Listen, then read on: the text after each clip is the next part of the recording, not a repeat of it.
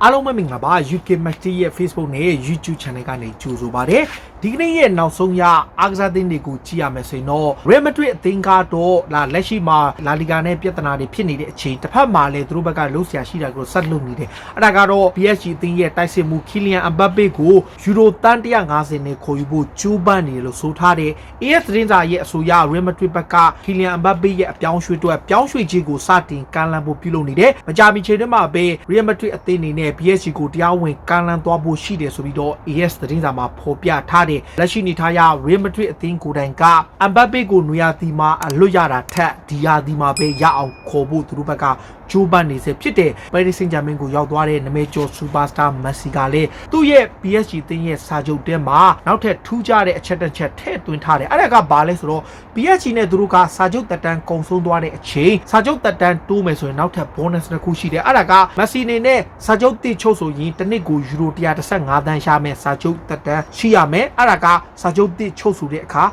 115သန်းရမယ်အဲ့ဒါအပြင်သစ္စာစောင့်ကြည့်ခြင်းဆိုတဲ့နောက်ထပ်ယူရို88သန်းလည်းရမယ်အဲ့ဒါကိုကြည့်ချင်းအပြင်စာချုပ်တက်တန်းတစ်နှစ်ထပ်တိုးရပဲဖြစ်ဖြစ်နှစ်နှစ်ထပ်တိုးတာတိုးတာနဲ့သူဟာတန်း200နီးပါးလောက်ထပ်ရဖို့ရှိတယ်ဒါ PSG နဲ့ Leo Messi တို့ကြားသဘောတူထားတာလည်းဖြစ်တယ် PSG ဘက်ကလက်ရှိမှာသူတို့ရဲ့နောက်ခံလူ Sergio Ramos ကို2လလောက်ဆုံးရှုံးရမယ်။ဒါရပြဿနာကြောင့်နားနေရတဲ့ Ramos ညမှာ cover လုပ်နိုင်ဖို့နဲ့အနာဂတ်မှာအစားထိုးဖို့အတွက်နာပိုလီနောက်ခံလူကူလီဘာလီကိုစိတ်ဝင်စားတယ်။အသက်30ရွယ်ရှိတဲ့ကူလီဘာလီကိုနာပိုလီကယူရိုတန်း50နဲ့80ကြားရရင်ရောက်မယ်လို့ဆိုထားတဲ့အချိန် PSG သင်းကကူလီဘာလီရဲ့အခြေအနေကိုစောင့်ကြည့်နေစေဖြစ်တယ်လို့ဆိုထားပါတယ်။ဟိုတနေ့က Leeds United နဲ့ Manchester United တို့နှစ်သင်းကစားတဲ့အချိန်ကွင်းပြင်ပမှာပြဿနာတွေဖြစ်ကြတယ်။အထူးသဖြင့် Leeds United နဲ့ Manchester United ဟာတကယ့်ကိုမဟာပြိုင်ဘက်တွေဖြစ်ခဲ့ကြတယ်အတိတ်ကဒါပြိုင်ဘက်တွေကြကြောင်းအဲ့ဒီပွဲမတိုင်မီမှာပဲတယောက်နဲ့တယောက်ရန်ဖြစ်တဲ့အတွက်ကြောင့်ပြည်သက်6ယောက်တိတိကိုဖမ်းဆီးခဲ့တဲ့အကြောင်းမန်ချက်စတာရဲတပ်ဖွဲ့ကအတည်ပြုခဲ့တယ်တစ်ဖက်မှာလေဒါအပြောင်းရွှေ့တွေလုပ်နေတဲ့အချိန်မှာဗန်နိုင်းဆိုင်ရာအခက်အခဲတွေအများကြီးရှိနေတဲ့ဘာဆိုနာအသင်းကတော်တော်လေးကိုတိုင်ပတ်နေရင်းနဲ့သူတို့ရဲ့နောက်ခံလူ Jared Piqué ကိုတိုင်လောက်ခလာစာအများကြီးရှော့ယူခဲ့တဲ့အတွက်နောက်ဆုံးမှာကစားမအသစ်အချို့ကို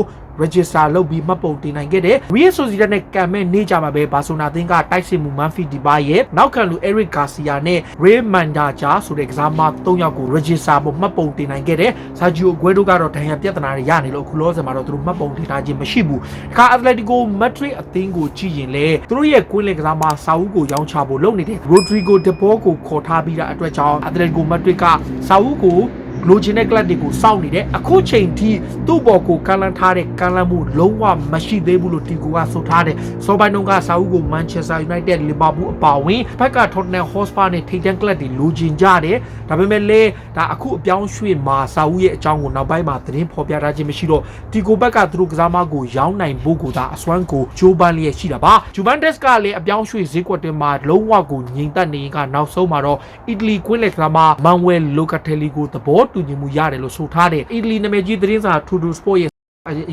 Juventus က Locatelli အတွက်ယူရို35သန်းနဲ့သဘောတူညီမှုရတယ်လို့ဆိုထားတယ်ဆိုတော့ဒါ Juventus အသင်းအနေနဲ့ Locatelli ကိုအရခေါ်ယူဖို့23နှစ်အရွယ်ရှိတဲ့ကစားမကိုပထမအငှားနဲ့ခေါ်ပြီးတော့မှအပိသက်ဝယ်ယူမယ်ဆိုတဲ့သဘောတူညီမှုဒါပေမဲ့ Sassuolo ကတော့အပိသက်ရောင်းချဖို့ကိုသာသဘောတူလို့ Juventus ကယူရို35သန်းနဲ့သဘောတူခဲ့တယ်လို့ဆိုခဲ့တာပါတခါ Roma အသင်းကလည်းတိုက်စစ်မှုကိုအသေးအံခေါ်နေတဲ့ Edin Dzeko ကိုဆုံးရှုံးပြီးတဲ့အချိန်မှာ Chelsea ရဲ့တိုက်စစ်မှု Tammy Abraham ဘက်ကိုအသေးအံလိုက်နေတယ်ရိုမာဘက်က Chelsea နဲ့သူ့ကြားမှာသဘောတူညီမှုရတယ်အားလုံး okay တယ်ပြဿနာကဘာလဲဆိုတော့ Tammy Abraham ကစီးတီကိုမပြောင်းချင်ဘူးယူရိုတန်း40နဲ့နှစ်ဖက်ကြားမှာသဘောတူပြီးသားပြီးခဲ့တဲ့2ရက်3ရက်လောက်ထဲကတက်နေတယ်ဒါပေမဲ့ Tammy Abraham က Premier League မှာပဲဆက်နေချင်တယ်အီတလီကိုမသွားချင်ဘူးဒါပေမဲ့ရိုမာအသင်းရဲ့တာဝန်ရှိသူတွေကလာမဲ့တစ်ပတ်အတွင်းမှာလန်ဒန်ကိုလာပြီးတော့ Tammy Abraham ရဲ့အပြောင်းရွှေ့ကိုအပြီးသတ်နိုင်ဖို့အတွက်သူတို့ဘက်ကဆက်ပြီးဆွေးနွေးသွားမယ်လို့ဆိုထားပါတယ် Chelsea အနေနဲ့ Tammy Abraham ကိုရိုမာကိုယူရိုတန်း40နဲ့ဈေးသက်ထားပြီးမြဲတကယ်လို့ရိုမာဘက်က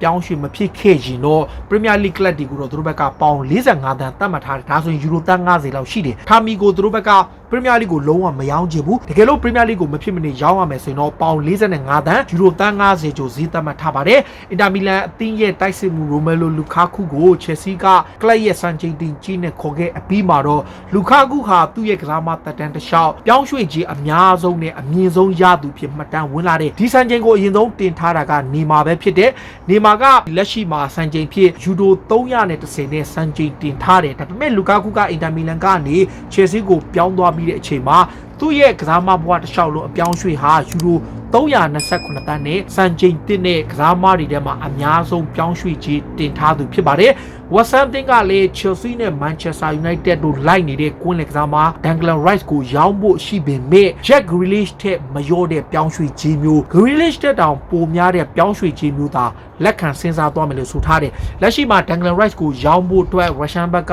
စဉ်းစားနေပေမဲ့ Daily Mail ရဲ့အဆိုအရတန်း100နဲ့အထက်ရမှသာသူတို့ဘက်ကစဉ်းစားသွားပြီးတော့ရောင်းချသွားမယ်လို့ဆိုတယ်။ဆိုတော့ Chelsea ကရောကမ်းလာမှာလား Manchester United ကကမ်းလာမှာလားမသိကြဘူးတန်း100ဆိုတဲ့အချက် Social ကလည်းလက်ရှိချိန်ထိဖောပါရဲ့ခြေစွမ်းကိုသဘောကျလို့သူ့ကိုအသင်းမှာဆက်နေခြင်းနဲ့ဟိုတနေ့ကကစားခဲ့တဲ့ပွဲဆိုရင် Leeds United ပွဲမှာ4ဂိုးဖန်တီးပြီးတော့အကောင်းဆုံးခြေစွမ်းပြခဲ့တယ်။ပြည်သက်9400ကျော်လာရှိတဲ့ကွင်းမှာဖောပါရဲ့ခြေစွမ်းကိုမြင်ထင်တင်တွေ့တဲ့အချိန်ပြည်သက်တွေကြောင့်ပဲဖောပါတယောက်အသင်းမှာစာချုပ်တီးချုပ်ဆိုနိုင်လိမ့်မယ်လို့သူကမျှော်လင့်လျက်ရှိတယ်။ဖောပါကခြေစွမ်းပြတဲ့ကြောင့်ပြည်သက်တွေကသူဆက်နေအောင်သူ့ကိုကောင်းကောင်းထိန်းချုပ်နိုင်မဲ့သ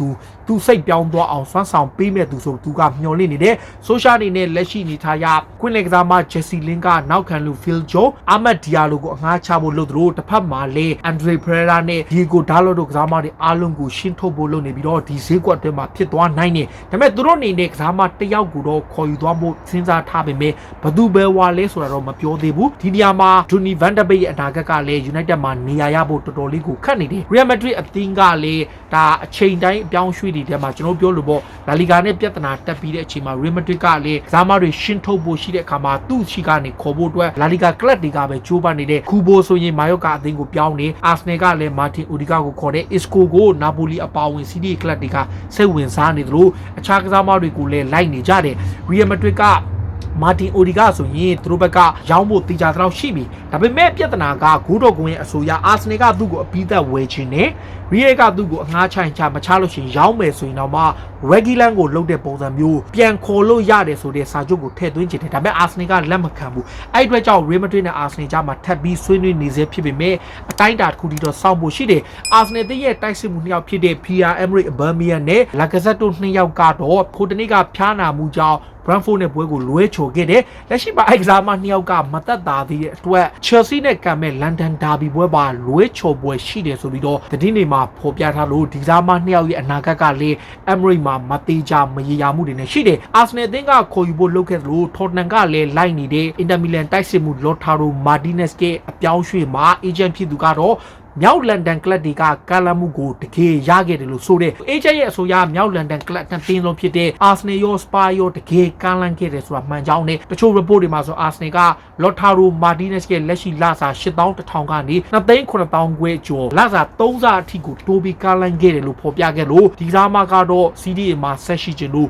လာမတ်တစ်ပတ်အတွင်းမှာပဲ Inter Milan နဲ့တက်တန်းတိုးစာချုပ်ချုပ်ဆိုပွဲရှိတယ်လို့ဆိုထားပါတယ်။ Liverpool အနေနဲ့လက်ရှိမှာ Jurgen Klopp ကိုယ်တိုင်ကကစားမတွေအားလုံးကိုစာချုပ်ချုပ်ဆိုနေတဲ့အချိန်အသင်းကောင်းဆောင် Jordan Henderson ကြံနေသေးတယ်။ Klopp ကသူ့ရဲ့အသင်းကောင်းဆောင်ကိုသူကိုယ်တိုင်တာဝန်ယူပြီးတော့စာချုပ်တိချုပ်ဆိုဖို့နဲ့အဆင်ပြေနိုင်ဖို့ကြိုးပမ်းသွားမယ်လို့ဆိုထားတယ်။ Liverpool ကပြီးခဲ့တဲ့ရက်ပိုင်းတုန်းကအဓိကကစားမ9ယောက်လောက်ကိုသူတို့ဘက်ကတက်တန်းတိုးခဲ့တာလည်းဖြစ်တယ်။ Liverpool အနေနဲ့ဟိုတနေ့ကကစားခဲ့တဲ့ Norwich City နဲ့ပွဲမှာကစားမတွေခြေစွမ်းပြခဲ့သလိုတိုက်စစ်မှုတွေဂိုးသွင်းနိုင်တဲ့အတွက်ကြောင့် Klopp ဘက်ကဂျင်းနေတယ်။ Chamberlain နဲ့ Naby Keita က Liverpool ရဲ့ကွင်းလယ်မှာပါဝင်ကစားခဲ့သလိုအနာဂတ်မှာလည်းဒီကစားမတွေဟာ Jurgen Klopp အတွက်အရေးပါနိုင်သူတွေဖြစ်တယ်ဆိုပြီးတော့Klopp ကချီကျူထားတယ်။ရိုမာကတော့လက်ရှိမှာTammy Abraham တို့ Lacazette တို့ကိုမရခဲ့ရင် Leicester City ရဲ့တိုက်စစ်မှု Kelechi Iheanacho ကိုလိုချင်တယ်။ Iheanacho ကလက်ရှိမှာ Leicester City တို့တကယ့်ကိုအရေးပါတဲ့ကစားမပဲဖြစ်တယ်။ဒါပေမဲ့လည်း Iheanacho ကိုလိုချင်ရင် Leicester ကမြင်မာတဲ့ပြောင်းရွှေ့ခြင်းနဲ့ရနိုင်မှာကို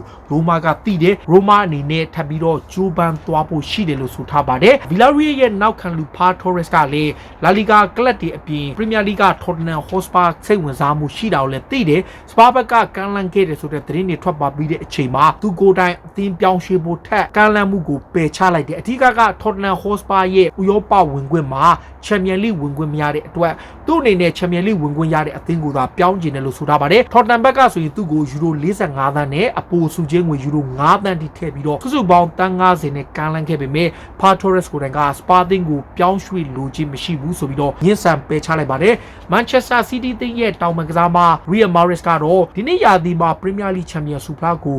ကာကွယ်ဖို့ကအမတန်ကိုခက်ခဲတယ်လို့ပြောလိုက်တယ်။နှစ်တိုင်းကျွန်တော်တို့ခြေစွမ်းပိုကောင်းအောင်ပြနိုင်မှသာချန်ပီယံဆုကိုရရှိနိုင်မှုရှိလို့ဒီနေ့ရာသီမှာမန်ချက်စတာစီးတီးအတွက်လီဗာပူးချယ်ဆီနဲ့မန်ချက်စတာယူနိုက်တက်3သင်းစုစုပေါင်း4သင်းအားပြိုင်ရမှာဖြစ်တဲ့အတွက်သူတို့အတွက်ပုံမခက်ခဲလာတယ်ဒါပေမဲ့သူတို့အသင်းကအကောင်းဆုံးကာကွယ်နိုင်လိမ့်မယ်လို့ဆိုထားပါတယ်မန်ချက်စတာစီးတီးအနေနဲ့ဖက်ကွာဒီယိုလာကအသင်းပိုင်ရှင်ဖြစ်သူကိုတိုက်စစ်မှုတယောက်ကိုခေါ်ပေးဖို့တောင်းဆိုမှုတွေရှိထားဆဲဖြစ်တဲ့ခါရီဂိမ်းရဲ့အပြောင်းရွှေ့ကဘလောက်ဖြစ်မလဲစောင့်ကြည့်နေရပေမဲ့တစ်ဖက်မှာလေလီယိုမက်ဆီကိုမခေါ်နိုင်ခဲ့ပေမဲ့သူတို့ဘက်ကနောင်တလုံးဝမရဘူးလို့ဆိုရတယ်ဂွာဒီယိုလာကမက်ဆီကိုအရန်ခေါ်ခဲ့ခြင်းပေမဲ့သူ့အနေနဲ့ Grealish ကိုလည်းခေါ်ထားပြီးဖြစ်တဲ့ကလပ်အသင်းတို့လည်းတကယ်ကိုလူငယ် project စီမံကိန်းကိုချနေတဲ့အတွက်မက်ဆီကိုမခေါ်ယူခဲ့တဲ့ပုံစံမျိုးဖြစ်တယ်ဂွာဒီယိုလာကတော့လီယိုမက်ဆီကိုမခေါ်နိုင်ခဲ့တဲ့အပေါ်နောင်တရမှုမရှိဘူးလို့တော့သူကသတင်းစာရှင်းလင်းပွဲမှာထုတ်ဖော်ပြောကြားထားပါတယ်ဒါတွေကတော့စိတ်ဝင်စားစရာနောက်ဆုံးရအပြောင်းရွှေ့နဲ့အားကစားသတင်းတွေကိုတင်ဆက်ပေးတာပါခုလိုမျိုးစိတ်ဝင်စားစရာအားကစားသတင်းတွေကိုနားဆင်ကြတဲ့ကြည့်ရှုတော့